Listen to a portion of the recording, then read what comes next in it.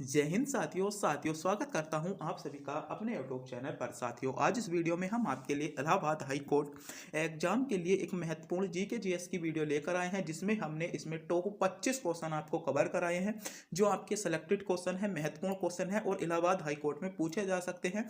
ये क्वेश्चन बार बार repeat question भी हैं जो पिछले एग्जामों में पूछे गए हैं।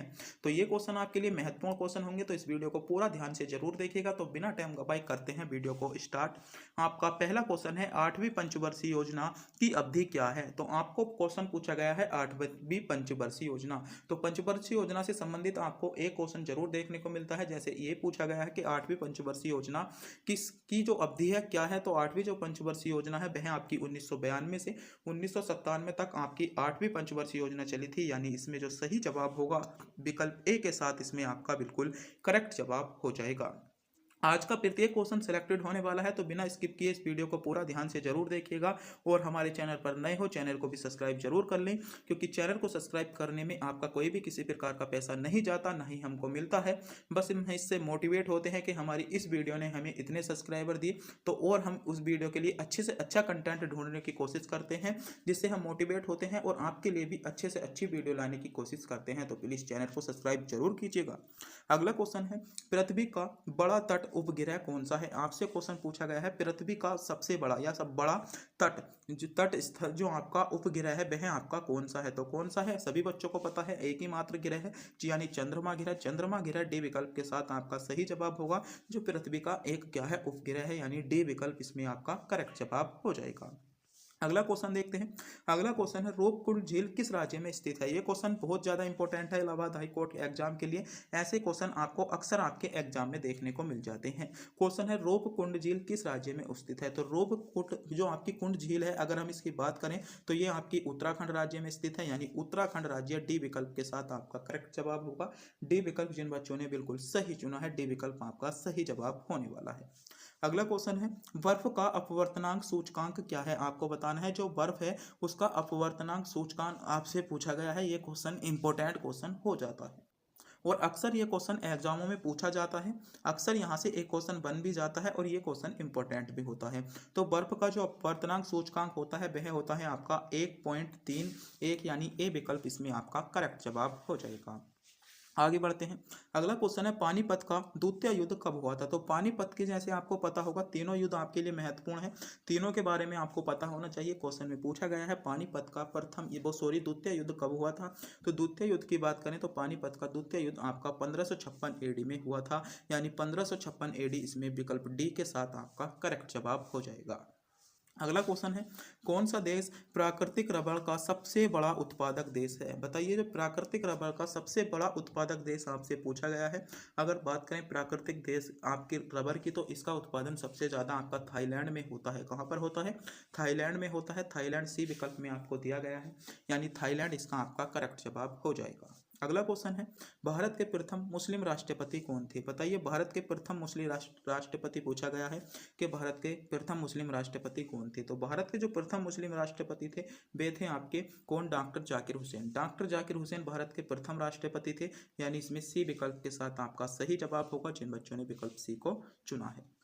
मेरे प्यारे साथियों, आज के जो टॉप होने वाले हैं 25 क्वेश्चन होने वाले हैं और आपको जो टारगेट दिया जाता है वह आपका इनमें से 12 सही क्वेश्चन करने का टारगेट दिया जाता है। देखते हैं कितने बच्चे ऐसे हैं इन 12 क्वेश्चनों को अचीव कर पाते हैं या 12 क्वेश्चनों का टारगेट पूरा कर पाते हैं। तो आपको क्या है, अपने क्वेश्चन गिनने हैं, हमारे कितने क्वेश्चन सही हो रहे हैं। तो 12 क्वेश्चनों का आपका टारगेट। अगला क्वेश्चन बात करें, अगला क्वेश्चन है आपका, कांच साबुन और कागज उद्योग में निम्नलिखित में से किसका उपयोग किया जाता है। ये क्वेश्चन इंपॉर्टेंट है। क्वेश्चन है कांच साबुन और कागज उद्योग। अगर हम बात करें कांच साबुन और कागज उद्योग की, तो सोडियम कार्बोनेट का जो उपयोग किया जाता है इन तीनों में किया जाता है, यानी ए विकल्प के साथ आपका सही जवाब होगा जिन बच्चों ने विकल्प ए को चुना है। अगला क्वेश्चन है, भारत का मार्टिन लूथर किसे कहा जाता है। तो बात कर लेते हैं, जैसे क्वेश्चन पूछा जाता है भारत का नेपोलियन किसे कहा जाता है, तो इसी प्रकार से क्वेश्चन पूछा जाता है भारत का मार्टिन लूथर किसे कहा जाता है। तो भारत के मार्टिन लूथर की बात करें तो वह आपका स्वामी दयानंद सरस्वती को कहा जाता है। किसे कहा जाता है, स्वामी दयानंद सरस्वती को आपका भारत का मार्टिन लूथर कहा जाता है, यानी सी विकल्प में आपका करेक्ट जवाब दिया गया है। अगला क्वेश्चन देखते हैं। अगला क्वेश्चन है, निम्नलिखित में से क्या भारत के संविधान की प्रस्तावना का भाग नहीं है। तो बात करें भारत की संविधान है जो है उसकी प्रस्तावना का भाग नहीं है, तो भारतीय ध्वज जो है भारत की संविधान की प्रस्तावना के अंतर्गत नहीं आता, यानी बी विकल्प में आपको भारतीय ध्वज दिया गया है। बी विकल्प यहाँ पर आपका करेक्ट जवाब हो जाएगा। आगे बढ़ते हैं। अगला क्वेश्चन है भारतीय दूरसंचार विनियामक प्राधिकरण का मुख्यालय कहाँ पर है? तो इसका मुख्यालय जो है आपका, इसका मुख्यालय नई दिल्ली में है और इसकी स्थापना जो हुई थी आपकी 1997 में हुई थी। कहाँ पर है? नई दिल्ली में है। नई दिल्ली बी विकल्प के साथ आपका सही जवाब है। बी विकल्प में आपको नई दिल्ली दिया गया है। अगले क्वेश्चन पर बढ़ते हैं। अगला क्वेश्चन है जबलपुर शहर किस नदी के किनारे बसा है?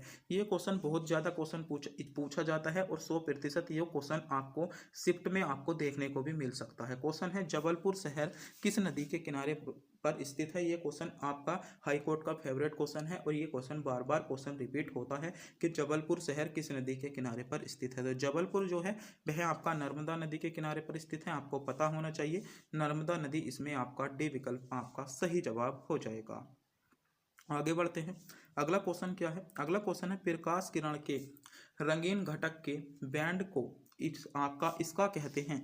आपसे क्वेश्चन पूछा गया है प्रकाश किरण के रंगीन घटक के बैंड को क्या कहा जाता है? तो रंगीन घटक जो होता है उसे हम स्पेक्ट्रम के नाम से जानते हैं, यानी स्पेक्ट्रम आपका डी विकल्प के साथ इसमें आपका सही जवाब हो जाएगा। आगे बढ़ते हैं।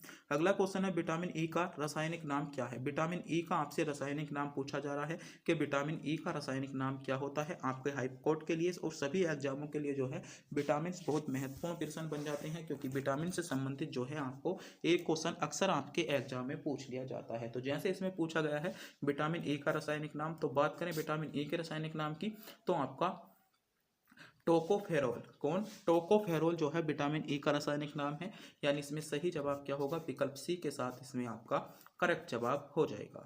अगले क्वेश्चन पर बात करें। अगला क्वेश्चन है कुत्तों में गुणसूत्रों की संख्या होती है, यानी कुत्ते जो होते हैं उनमें जो आपकी गुणसूत्रों की संख्या होती है कितनी होती है?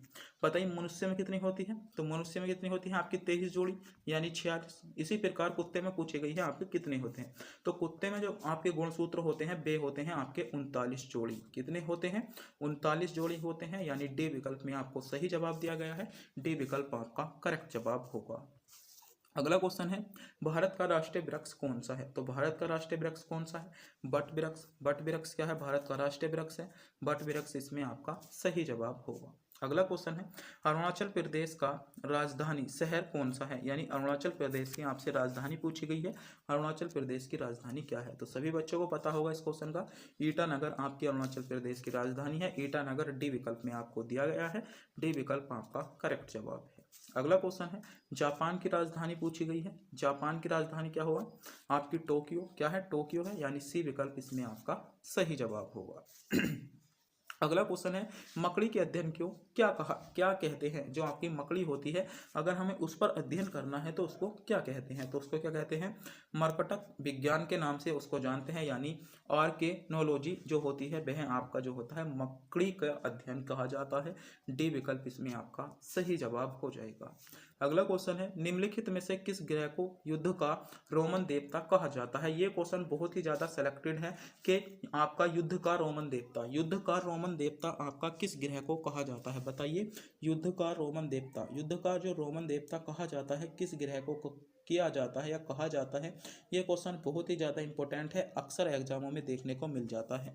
तो युद्ध का जो रोमन देवता कहा जाता है वह आपका मंगल ग्रह को कहा जाता है। मंगल ग्रह डी विकल्प में आपको दिया गया है, यानी डी विकल्प इसमें सही जवाब ही हो जाएगा। अगले क्वेश्चन पर बढ़ते हैं। अगला क्वेश्चन है माइकल आपका जोर्डनसन, माइकल जोर्डनसन का जो आपका संबंध है वह आपका किस खेल से है? तो इसका जो संबंध है वह आपका बास्केटबॉल से है, ध्यान रखना है बास्केटबॉल बी विकल्प आपका करेक्ट जवाब होगा। अगला क्वेश्चन है निम्नलिखित में से क्या संघ या केंद्र शासित प्रदेश नहीं है? संघ शासित या बोल सकते हैं केंद्र शासित। तो इनमें से केंद्र शासित या संघ शासित प्रदेश कौन सा नहीं है? चंडीगढ़ भी है, पांडुचेरी, दादरानगर, यानी त्रिपुरा जो है वह आपका संघ शासित प्रदेश नहीं है, यानी डी विकल्प आपका सही जवाब हो जाएगा। आगे बढ़ते हैं। अगला क्वेश्चन है बौद्ध प्रतीक धर्म चक्र किसे दर्शाता है? यानी बौद्ध जो धर्म आपका प्रतीक धर्म चक्र है वह किसको दर्शाता है? तो ये आपको ध्यान रखना प्रथम उपदेश को दर्शाता है। अक्सर ये क्वेश्चन पूछा जाता है और एग्जाम की दृष्टि से बहुत ही ज़्यादा महत्वपूर्ण या मोस्ट क्वेश्चन बन जाता है। अक्सर किसी न किसी परीक्षा में ये क्वेश्चन पूछा जाता है तो रिपीट हो सकता है। इस क्वेश्चन पर ध्यान रखेंगे, आप इसका स्क्रीनशॉट ले सकते हो क्योंकि ये क्वेश्चन टॉप क्वेश्चन होने वाला है कि बौद्ध प्रतीक धर्म चक्र किसे कहते हैं। तो आपका प्रथम उपदेश को आपको ध्यान रखना होगा। अगला क्वेश्चन है, हम्पी में स्मारक चिन्हों का समूह विश्व विरासत स्थल किस राज्य में स्थित है? तो ये जो है आपके कर्नाटक राज्य में स्थित है। कर्नाटक राज्य बी विकल्प आपका करेक्ट जवाब हो जाएगा। तो आज के जो क्वेश्चन थे सभी क्वेश्चन सेलेक्टेड इंपॉर्टेंट और 25 महत्वपूर्ण क्वेश्चन थे जहां से आपको अक्सर आपके एग्जाम में क्वेश्चन देखने को मिलता है।